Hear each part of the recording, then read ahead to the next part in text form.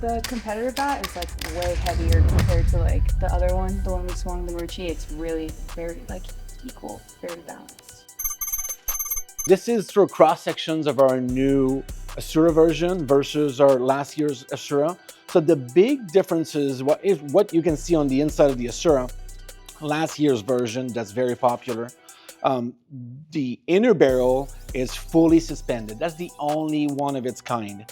Other designs will be rigidly attached to the taper or rigidly attached to the end cap, or one or both. And on impact, the outer barrel, which is really flexible, the most flexible of its kind in the field, actually flexes. It's the inner barrel. The inner barrel is allowed to move sideways and hit the outer barrel. And then the whole thing bounces at once, like, you know, you get your performance from the two barrels bouncing back together. What we've done this year, this was a good bat. What we've done this year is we took design and modified it with our new Rise technology. The Rise technology actually allows us to make a longer inner barrel structure. You can see it, you know, it's about sometimes up to 10% longer inner barrel.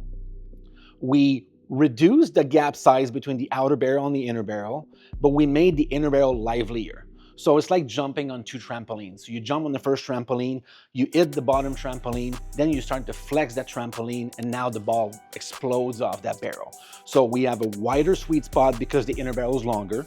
We have a livelier design, higher performance, and then we combine it. We kept the same really high flexible handle. So we've done a lot of testing with various girls from D1 college, high school, and we've discovered that the more flexible the handle, the wider the sweet spot. So stiffer handle gives you a high performance, narrow sweet spot, more vibration in your hands, and a more flexible handle gives you a wider sweet spot. When you get jammed, we hit towards the end cap, you just don't feel anything. Especially with this technology that the whole inner barrel is suspended in space, there's no feedback to your hands at all. The last thing we've done on this design is we added our new AV3 knob.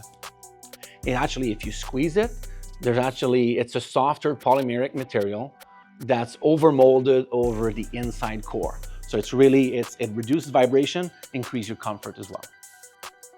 So this is where we measure performance on all bats. So today Andrew will show us how some of the fast pitch tests are performed. So it's like a glorified potato gun. We're firing a ball. The bat is stationary. You'll see the bat rotate around. The ball is going to come through fast. So it's going to be quick, it's going to be loud. So what you can see on the computer here is the performance of the bat. The white line is the limit, 98 miles an hour. The green line underneath is our old Assura version. And this is our ASURA Rise, the blue line on top. So the higher the value, but we have to stay below that white line because it's the performance limit. But you can see at every location, it has higher performance than our former Assura model. And the flatter that curve, so if you have a curve that's very steep and narrow, it's going to be high performing at the height of the curve, but it's not going to be as high performing away from the center of the bat. And you can see that this performs better at every location, you know, from 5" to 9 inches on the bat, really high performance. So based on this, do you guys want to try the bats? Yeah. Let's go, and we'll bring you into our BPL area.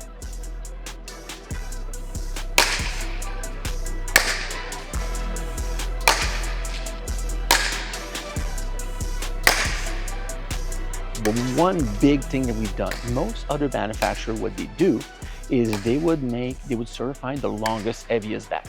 So they certify a 34 drop 10, and that same design is used to make the 33s, 32s, 30s, all the way down to 28. The problem with this is as soon as you cut an inch of barrel or an inch of the bat or you remove an ounce, you drop your maximum performance. So imagine you're losing at least a mile an hour exit speed every time you're reducing 1 inch of barrel or 1 ounce of weight. By the time you get to 32, 33 inch bat, or all the way to a 30, 29, 28, for the younger athletes, they're wickedly at a disadvantage. So they're swinging with a bat that's probably 92 miles an hour with the performance being 98. What we've done is every length of every weight is individually certified. So we have a 34 drop 10, it's maximized for performance. Then we design a 33 inch, and normally that 33 inch, we keep the same outer barrel, but we make the inner barrel livelier, lower barrel compression. So we're, again, the 33 inch is at the limit of performance. Same thing with 32, same thing with 31, same thing with 30. So the younger athlete hits with a bat that's at the performance limit for a range.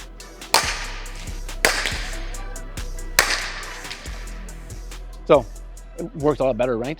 So what we've done with this one is we purposely made the handle very, very flexible, because when you have a long barrel, such a long barrel, it makes the whole bat feels very, very stiff. Most people would combine that with a stiff handle and you get your hands wrong all the time, right? All the vibration travels all the way here. But if we change the dynamic of the bat, if we make the handle a lot more flexible, you're dropping a lot of that vibration before it gets to your hands.